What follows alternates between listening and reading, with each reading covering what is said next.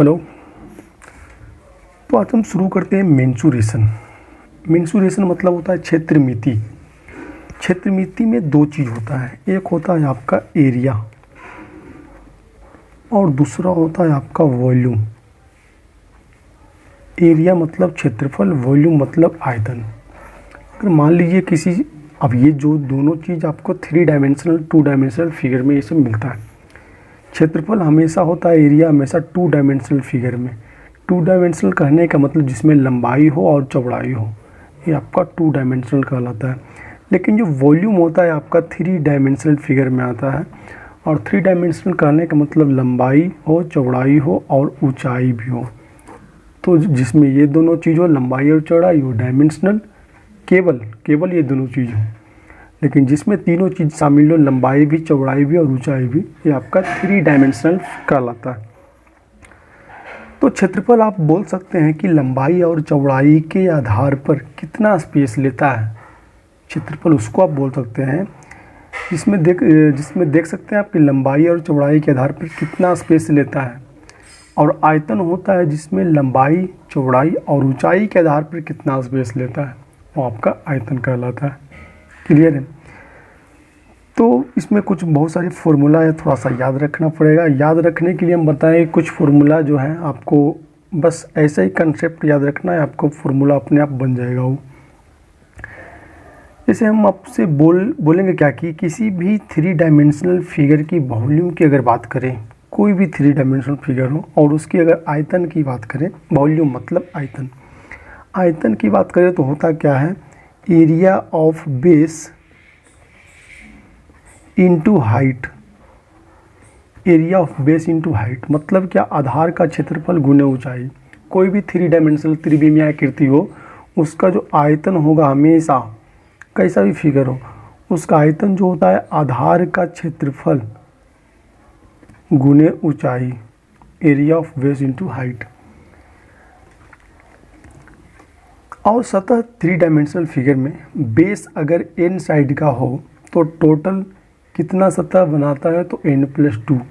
मतलब क्या कि अगर मान लीजिए 3 डायमेंशनल आकृति अगर ये है,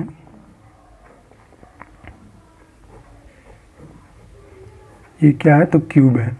क्यूब में क्या, तो लंबाई, 3 डायमेंशनल आकृति है तो लंबाई भी, चौड़ाई भी और ऊंचाई तीनों होगा इसमें। तो सिंपल ये बता रहे हैं अभी कि बेस अगर n साइड का है, बेस अगर बात करें तो बेस जो ऊपर ये चारों है वहीं नीचे बेस होगा इसका। तो बेस में साइड कितना है होगा, ये 4 साइड होगा। यही ऐसा आकृति नीचे में है तो 4 साइड। तो जितना साइड उससे 2 ज़्यादा इसके सतह होते हैं। हमेशा हर फिगर के लिए एप्लीकेबल है कि अगर इसमें साइड आपका 4 है तो सतह इसका आपका 2 ज़्यादा, मतलब साइड 4 तो सतह मतलब 1 सतह, 2 सतह, 3 सतह। फिर ऊपर वाले के एक नीचे सतह, ये सामने वाले का इसके जस्ट पीछे एक सतह, ये दाएं वाले का एक बाएं सतह। मतलब टोटल इन साइड कितना 4, लेकिन 2 ज़्यादा, ये 6 आपका क्या होता है, आपका सतह होता है। तो सिंपल ये याद रखें, जितना साइड उससे 2 ज़्यादा सतह। मतलब अगर 4 साइड है तो सतह आपका 6 होगा। अगर 6 साइड का कोई फिगर है तो इसका सतह कितना, 8 होगा। क्लियर है। बाकी इसी में होता है 2। अगर इसी में अगर बात करें तो 4 साइड 6 सतह, 6 साइड 8 सतह। तो 4 जो साइड है 4 सतह तो होगा ही, और जो 2 एक्स्ट्रा साइड होता है, 2 क्या होता है, तो एक आपका बेस और दूसरा एक टॉप होता है। मतलब बेस वाला पार्ट, एक ऊपर जो सतह है, एक टॉप वाला पार्ट। मतलब 4 साइड तो 4 सतह, और जो 2 होता है, एक बेस वाला पार्ट, एक टॉप वाला पार्ट, एक ऊपर वाला, एक नीचे वाला सतह होता है। क्लियर है। फिर आगे बात करें तो 2 सतह जो होता है 2 तरह का होता है।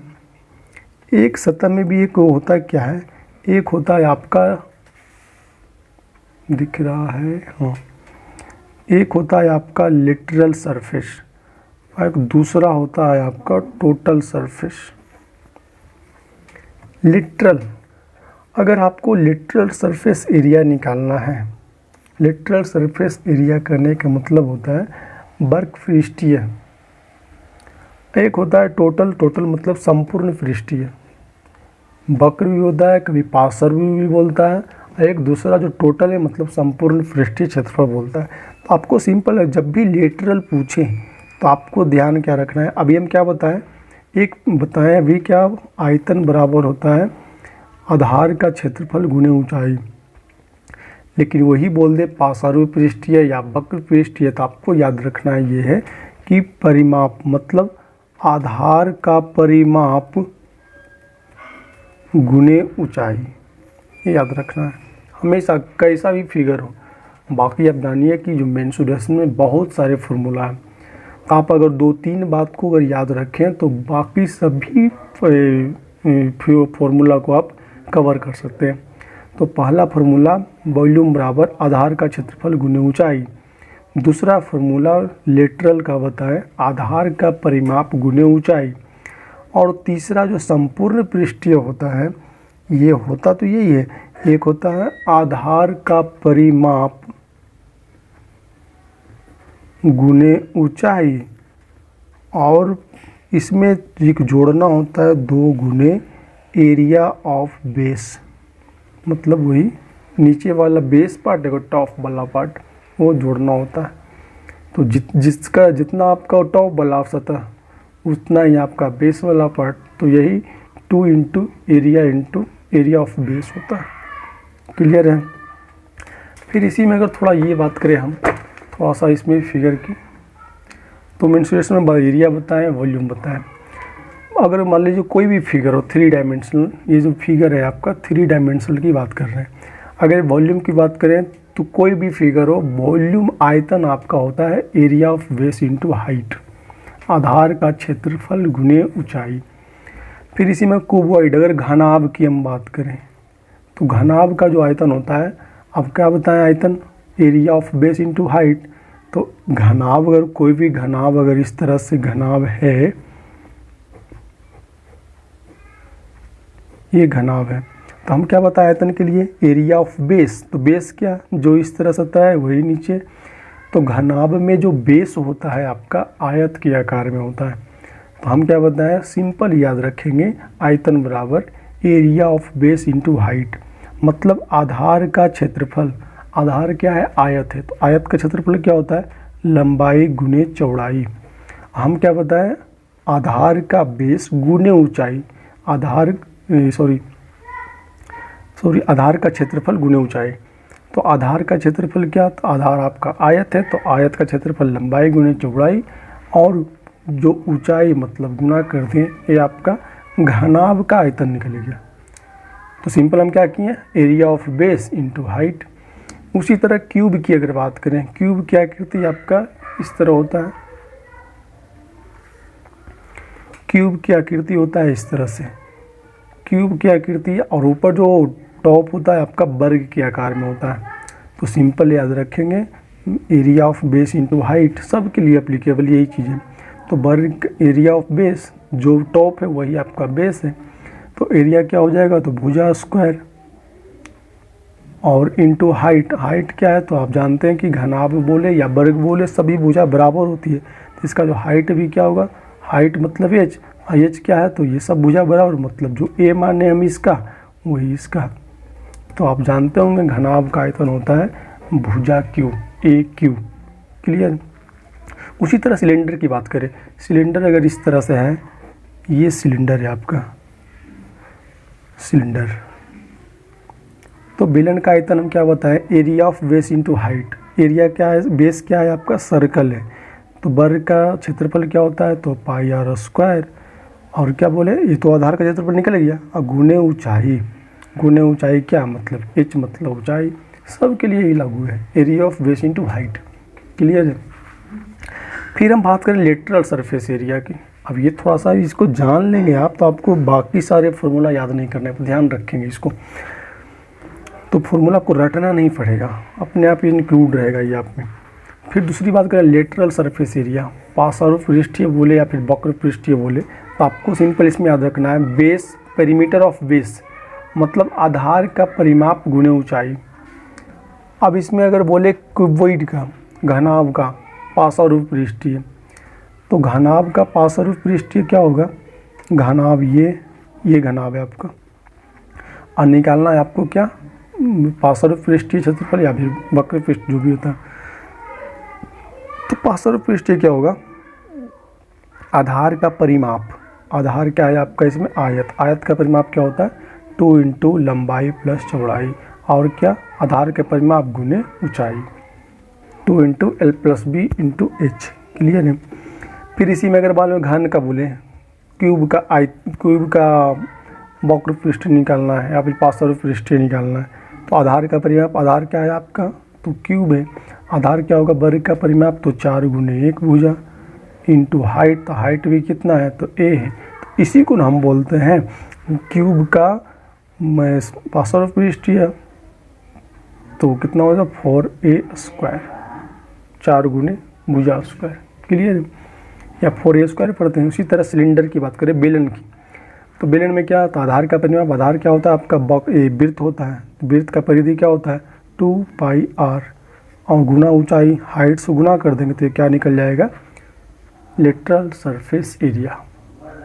इसी में अगर बोले हम टोटल सरफेस एरिया, तो टोटल सरफेस एरिया में क्या होता है कि perimeter of base into height, जो इसका इसी में अगर जोड़ दें आप 2 एरिया ऑफ बेस, तो आपका वो निकल जाता है टोटल सरफेस एरिया।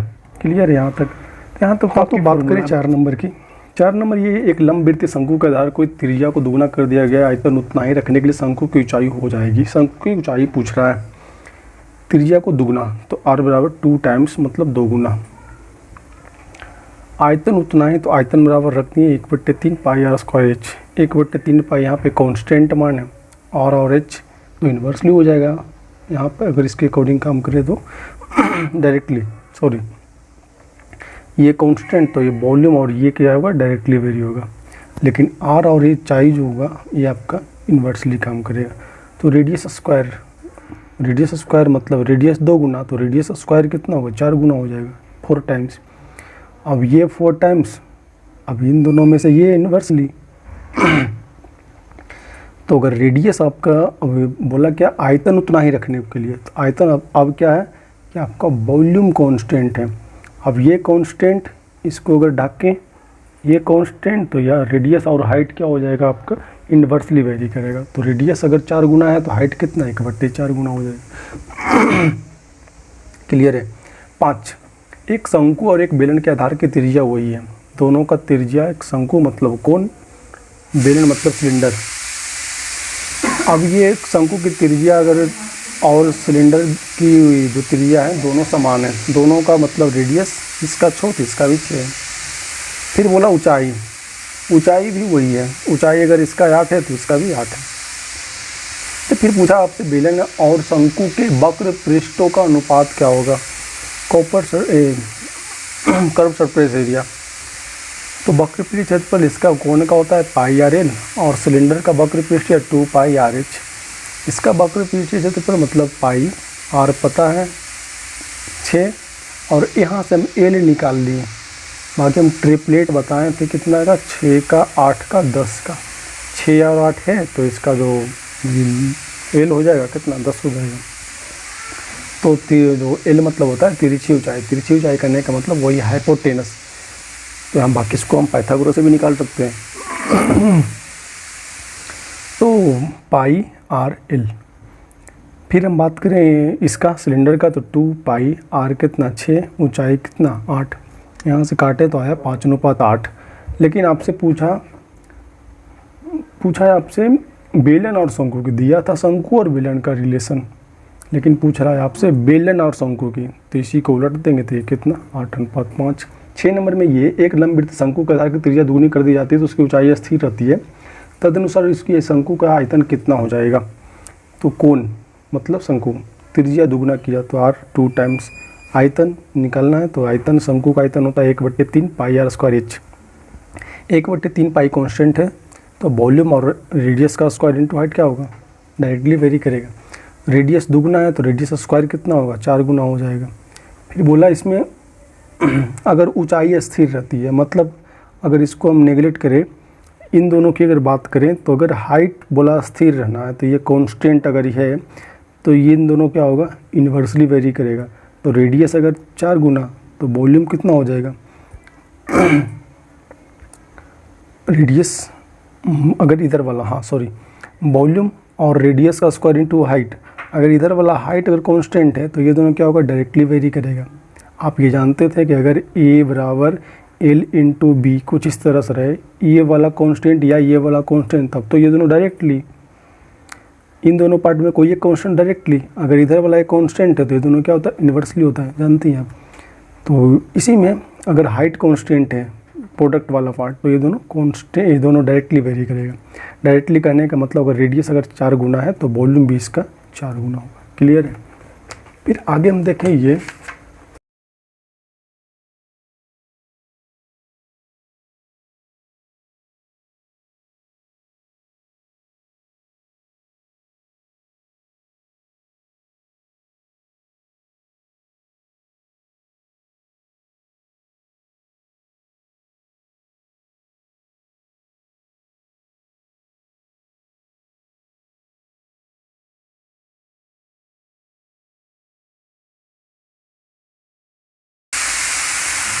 4 सेंटीमीटर त्रिज्या वाले एक अर्ध गोलाकार प्याले में कॉफ़ी ऊपर तक भर दी गई है। उसके बाद उस कॉफ़ी को 8 सेंटीमीटर त्रिज्या और 16 सेंटीमीटर त्रिज्या वाले एक ऊर्ध्वाधर शंकु में डाला गया, तो मतलब उसकी शंकु कितने % आयतन खाली रह जाएगा। एक अर्धगोला की बात किया, एक शंकु की बात किया। तो रेडियस इसका 4 सेंटीमीटर, इसका जो बताया कोन का तो 8 सेंटीमीटर और ऊंचाई इसका 16 सेंटीमीटर। अब दोनों का डाला गया, अभी जो भी हेमिस्फेयर है, अर्धगोला वाला प्याला है, उसमें कॉफ़ी ऊपर तक भर दिया गया। उसके बाद उस कॉफ़ी को शंकु में डाला गया, मतलब क्या, आयतन का हेरफेर किया जा रहा है। तो इसका आयतन 2/3 पाई आर क्यूब, इसका आयतन 1/3 pi R square H. 2/3 pi R कितना है, 4 का क्यूब, 1/3 पाई आर कितना है, 8, तो 8 का स्क्वायर, एच कितना तो 16। इसको काटे तो आया आपका 1:8। अब पूछ रहा है आपसे शंकु का कितने प्रतिशत आयतन खाली रह जाएगा, कितने खाली रह जाएगा मतलब, तो परसेंट एम्प्टी पार्ट।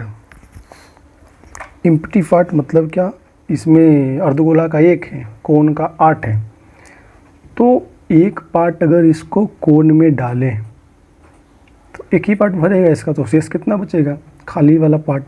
एक अगर डालेंगे इसमें 8 वाले में तो 1 जाएगा, इसमें बचा कितना तो 7।